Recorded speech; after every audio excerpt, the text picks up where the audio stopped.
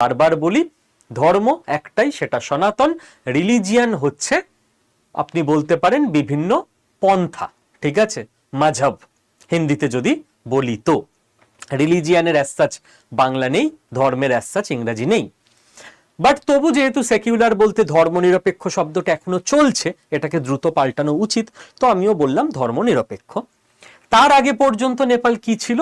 তার আগে পর্যন্ত নেপাল ছিল পৃথিবীতে অফিসিয়ালি একমাত্র হিন্দু কিংডম, এবং সেখানে রাজা জ্ঞানেন্দ্রর একটা ইনডিরেক্ট কন্ট্রোল চলছিল। পুরোপুরি কন্ট্রোল রানাদের সময় পর্যন্ত ছিল, সেই ইতিহাস আপনারা ইন্টারেস্টেড হলে পরে কখনো ভিডিও করে দেব, বা ক্লাস তো নেওয়াই আছে, রেকর্ড তো করাই আছে, ব্যাচের কোনো ক্লাস থেকে তুলে দিয়ে দেবো এখানে।